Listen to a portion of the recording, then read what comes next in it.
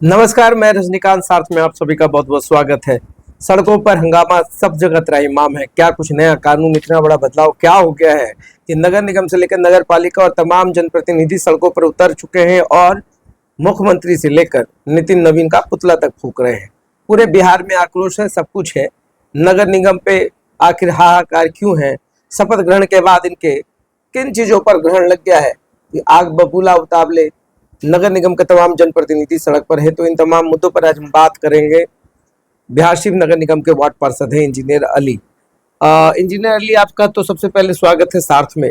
सवाल वही है, कितना आक्रोश क्यों है और आप लोग परेशान क्यों हैं? सबसे पहले मैं सार्क के सभी दर्शकों को नमस्कार करता हूं। सर, ये बिहार सरकार पहली बार मेयर डिप्टी मेयर का चुनाव हुआ, इसलिए नगर निकाय का जो ये है उसमें कुछ बदलाव किया गया, जो गजट आया, गजट के द्वारा। ठीक है। तो बिहार गजट 2017 में जो संशोधन हुआ है, उसके बाद 2024 का जो गजट आया है, इसमें कुछ सरकार के द्वारा काला कानून लाया जा रहा है। जैसे इसमें से पूरे नगर जो जनप्रतिनिधि हैं उनके पूरे अधिकार को समाप्त कर दिया जा रहा है।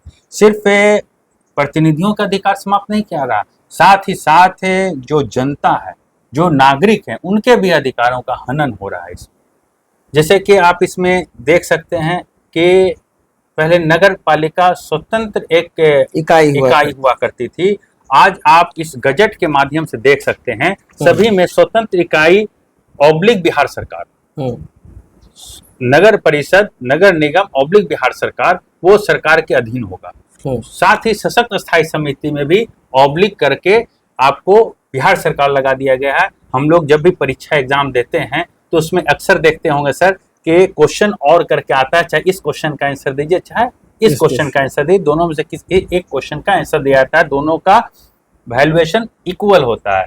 तो यहाँ डायरेक्ट वे में नगर परिषद, नगर निगम और को खत्म नहीं किया जा रहा है, ऑब्लिक एक ऑब्लिक लगा के बिहार सरकार कर दिया। मतलब अब नगर निगम के बॉस बदल जाएंगे, मतलब ताकत जो है अब नगर निगम के नगर आयुक्त के पास चला जाएगा। अभी तक के मुख्य ताकत क्या था? हम जनता के बीच से चुन के जाते हैं, हम जनप्रतिनिधि हैं, तो हमारी सबसे बड़ी ताकत होती है बोर्ड की बैठक। तो बोर्ड का एजेंडा जो तय करते थे वो माननीय मेयर तय करते थे, मुख्य पार्षद तय करते थे। और आज जो है अधिकार मिल गया है नगर आयुक्त महोदय को कि जो भी एजेंडा तय होगा अब वो जनप्रतिनिधि तय नहीं करेंगे, वो एजेंडा पर अधिकारी तय करेंगे। इसमें परेशानी क्या? अगर मान लीजिए जनप्रतिनिधि ना करके अगर नए नगर आयुक्त करते हैं, आईएएस अधिकारी होते हैं, प्रशासनिक व्यक्ति हैं, शहर में उनकी भी अच्छी खासी सोच होती होगी, उनके पास भी सब कुछ होता ही होगा ना, फिर सर परेशानी इसमें कहाँ है? अगर एजेंडा तय करते हैं, जग जाहिर इस बात को समझ ले सर, ये एक अफसरशाही, ठीक है। आपके जो जनता के बीच में जनप्रतिनिधि रहते हैं, ना कि पदाधिकारी रहते हैं। ठीक है। पदाधिकारी आते हैं, 3 साल में उनका ट्रांसफर पोस्टिंग होना तय है, वो ट्रांसफर होकर चले जाते हैं। जनता के बीच के और जो स्थिति है उसके बुनियादी समस्याओं को, अपने क्षेत्र के बुनियादी समस्याओं को जनप्रतिनिधि से बेहतर कोई नहीं समझ सकता। अगर हम अली जी आपको बेहतर समझ पा रहे हो तो शहर की स्थिति नरकीय है, रोड नरक स्थिति में बना हुआ है, ट्रैफिक में मनमानी वसूली हो रही है, टैक्सेशन बहुत ज्यादा है। ये पिछले 1.5 साल की कहानी है। अगर मैं समझ पा रहा हूँ तो क्या इसमें भी आप लोग कहीं पे स्टैंड नहीं ले पाए या सब ये पदाधिकारियों ने किया? बस वही कहना चाह रहे हैं सर। जैसे अभी आप शहर का बदहाल स्थिति देख रहे हैं, पूरा स्मार्ट सिटी के द्वारा ये काम किया जा रहा है, उसमें किसी जनप्रतिनिधि की कोई भागीदारी नहीं है। हालात ये है कि कहीं पर रोड पर गड्ढा भी है, उसमें हम लोग के बोलने के बावजूद ये मतलब कि किसी तरह का स्मार्ट सिटी के द्वारा कोई सुनवाई जल्द से जल्द नहीं की जाती है। हम लोग मतलब बेबस होकर रह जाते हैं। अच्छा, इतने लाचार हैं कि पिछले 1 साल में आप लोगों ने कोई धरना नहीं किया, प्रदर्शन नहीं किया, आप लोग नगर आयुक्त के खिलाफ नहीं गए, नगर निगम के खिलाफ नहीं गए, जनता त्रस्त रही, टैक्सेशन से कभी कोई आवाज नहीं उठा। इसमें सर आपका क्या है कि कोई भी चीज सिस्टम से चलता है ना, स्टेप बाय स्टेप हम लोग आगे बढ़ते हैं। तो सबसे पहले अभी देखिए 1.5 साल हम लोग को हो चुका है सर, अभी तक एक भी स्ट्रीट लाइट की खरीद नगर निगम के द्वारा नहीं हो चुका। ये प्रपोजल आप लोगों ने कब दिया? पर हर बोर्ड के बैठक में, हर बोर्ड की आपके बैठक? पूरे बोर्ड के बैठक का हम आपको प्रोसीडिंग दिखा देंगे। हर बोर्ड के बैठक सबसे पहला जो फिर आप जनता के बीच में क्यों नहीं आए कि प्रोसीडिंग दिया गया इतने महीने में? प्रेस के सामने क्यों नहीं आए यह कहने के लिए कि नगर निगम अन्याय कर रहा है, गलत कर रहा है, धांधली हो रही है? तो इसके लिए हम लोग जो है हर बोर्ड के बैठक में हम लोग अब तक जितना बोर्ड की बैठक उसमें बात को लाए, इसको हम लोग विभागीय पत्राचार भी किए, हम लोग स्टेप बाय स्टेप आगे बढ़ रहे थे। उसके बाद उसको जन आंदोलन की हम लोग की तैयारी चल रही थी। उसी बीच में ये जो गजट आ गया, इसमें और पर कतर देने वाली बात आ गई कि सरकार द्वारा किसी भी लिए गए निर्णय पर बोर्ड में अब हम चर्चा तक नहीं कर सकते हैं। जिस तरीके से भी आप देख रहे हैं टैक्स की बढ़ोतरी हो गई, कूड़ा का टैक्स जो आपसे लिया जा रहा है उस पर हर बोर्ड के बैठक में हम लोग चर्चा किए। उसके अलावा एक्स्ट्रा बैठ कर हम लोग चर्चा किए कि अत्यधिक टैक्स वसूली किया जा रहा है, बिना सुविधा दिए हुए टैक्स वसूली किया जा रहा है। अब पटना तय करेगा? अब तय ही नहीं करेगा, तय तो कर चुका था ना, अब मामला है कि उस पर हम चर्चा भी नहीं कर सकते। मतलब खरीदारी जो भी करेगा नगर निगम के लोग करेंगे? ये नहीं, पटना से होगा, पटना से होगा, सब पटना से होगा। एक झाड़ू की भी खरीद अगर होगी तो पटना से होगा। हालत यह है कि कितने नगर निगम सफाई कर्मी होंगे वो भी पटना से तय होगा, कितनी गाड़ियां रहेगी सफाई के लिए वो पटना से तय होगा, कौन कौन सी गाड़ियां खरीद होगी वो पटना से तय होगा। चाहे वो 10 रुपए का सामान 1000 में, अभी जैसे स्ट्रीट लाइट जो खरीद होता है उसका जो मूल निगम जो भी पहले इससे पहले WSL कंपनी से खरीदा है, एक लाइट का 7000 रुपए कीमत। मार्केट में वही लाइट हमको 2000 में मिल रहा है, मैं नहीं खरीद सकता हूँ। जब भी खरीद होगा तो WSL भारत सरकार की जो कंपनी है वही हमको देगा, चाहे वो 5 साल के बाद दे चाहे 10 साल के बाद दे, उसके बाद भी कोई मेंटेनेंस उसके द्वारा नहीं किया जाता। अब आगे क्या है? पूरा कानून आपने हमको बता दिया, काला कानून है। मैं भी मानता हूं कि इसमें जो निगम का जो शक्ति है उसको छीना जा रहा है और लोकतांत्रिक व्यवस्था में यह ठीक नहीं है, स्वतंत्र इकाई के ऊपर सबसे बड़ा हमला है। अब आगे क्या करेंगे? सड़क पर तो आप लोग उतर चुके हैं। हम लोग का बिहार स्तर पर भी संगठन की बैठक हुई है। कल नालंदा जिला नगर निकाय स्तरीय हम लोग ने बैठक टाउन हॉल में किया है। आज भी बिहार स्तर पे हम लोग का धरना का प्रोग्राम है। मगर कल नालंदा जिला के बैठक और आंदोलन का कुछ असर पड़ा है सरकार को। सरकार आनंद फानंद में रात में कुछ पत्र जारी किया है संशोधन कर, मगर वो एक लल्लीपॉप का काम कर रहा है। उस संशोधन से हम लोग संतुष्ट नहीं है।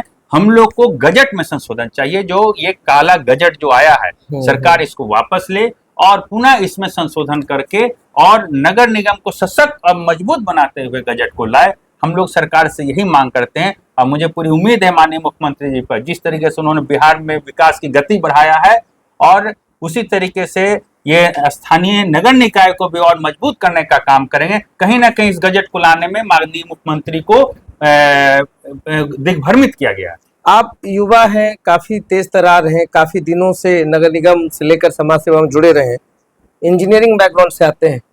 जितना भी अलाइनमेंट है नाली का या जो सड़क बना है, क्या आपको लगता है कि जो स्मार्ट सिटी के तहत तमाम सड़कें खुद दी गई, नालियां बन रही हैं, आप एज ए इंजीनियर बताइए कि इसमें कितना काम सही हो पा रहा है या इसमें भी कुछ गोलमाल है? देखिए सर, गोलमाल तो थोड़ा है। इसमें बेहतर से बेहतर करने के लिए जनप्रतिनिधियों की भागीदारी सुनिश्चित की जानी चाहिए थी। क्योंकि जिस क्षेत्र के जिस वार्ड से जीतकर जो जनप्रतिनिधि आए हैं, वार्ड पार्षद महोदय आए हैं, उनको भली भांति वो अवगत हैं किस पानी का ढलान किधर जाना है, किस पानी का ढलान पहले से गलत रहने के कारण पानी का निकास नहीं हो पाया, किस तरफ जाना है।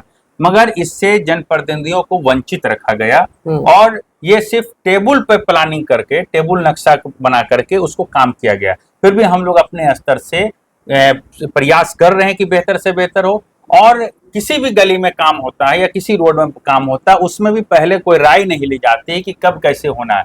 यही कारण है कि पूरे शहर को एक बार में डिस्टर्ब कर दिया जा रहा है और कोई मतलब कि मैनेजमेंट के साथ नहीं। जैसे अगर हम एक रोड बना रहे हैं तो दूसरे रोड का हम लोग को ट्रैफिक को सुचारू रूप से चालू रखना चाहिए। मगर आप देख रहे हैं भरावपुर का रोड भी ब्लॉक है, इधर टेलीफोन एक्सचेंज का भी रोड एक साथ में ब्लॉक है। मतलब लगभग बिहार शरीफ के सारे रोड एक साथ डिस्टर्ब है।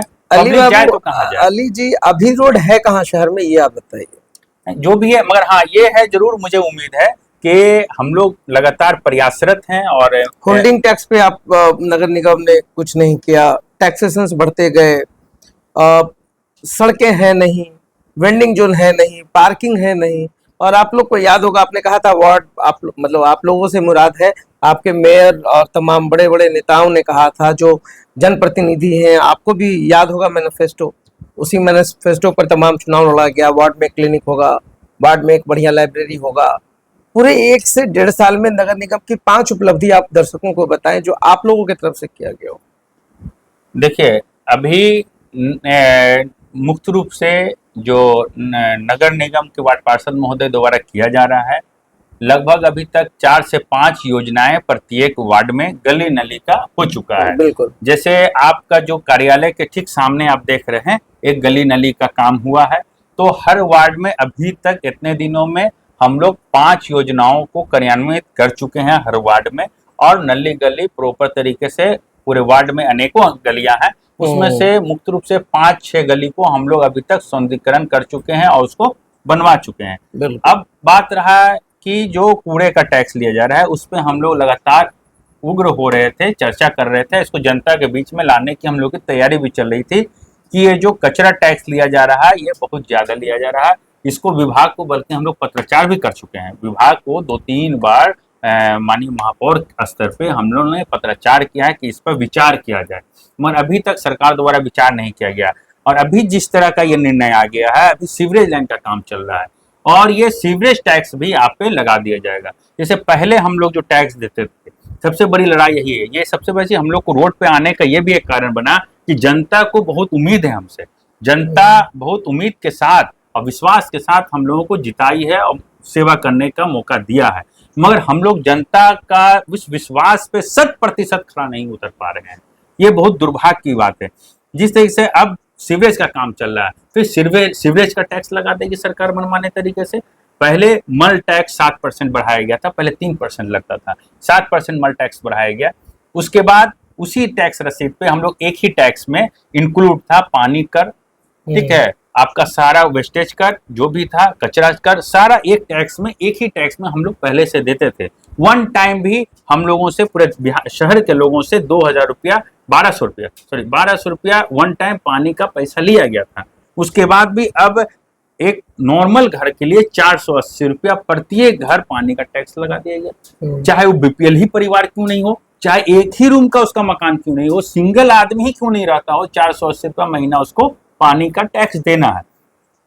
उसी तरह से कूड़ा का आप टैक्स लगा दिए, अब पानी का टैक्स अलग हो गया, कूड़ा का टैक्स हो गया। जब मल सर पे लेकर लोग फेंकते थे, उस जमाने में ज्यादा कठिन था, तब आप 7% लेते थे। आज के रेट में आपके पास सुपर शक्कर मशीन है, आपके पास तरह तरह की मशीनें आ गई हैं, तब जाकर के फिर भी आप इतना ज्यादा टैक्स लगा देना कहीं से न्याय उचित नहीं है। पूरा काला कानून है, और जिस पे ये लोग लड़ रहे हैं काले कानून पे, बात वही हो जाती है कि नगर निगम हो या नगर परिषद या नगर पालिका हो, तमाम जो प्रतिनिधि हैं उनके राइट्स के ऊपर बहुत बड़ा हमला है, जिसको लेकर के सभी वार्ड पार्षद जो है काफी आक्रोश में है और उम्मीद करते हैं कि सरकार इनकी बातों को मान जाए। ये गजट लेकर इंजीनियर अली मेरे साथ बैठे और हर बिंदुओं पर हम लोगों ने बात की है, चर्चा की है, और आने वाले समय में यह आंदोलन क्या होगा इस पर भी बात होगी। चलते चलते आखिरी सवाल, नगर निगम का बॉस कौन?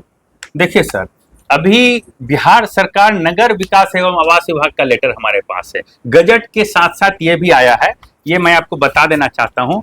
ये आपको 20 तारीख को 20/7/2024 को निकला है, ठीक है। इसमें अब क्या है आप देख लीजिए, ये इसमें जो भी फंड आएगा नगर विकास आवास विभाग से, इसमें संचालन समिति बनाया गया है।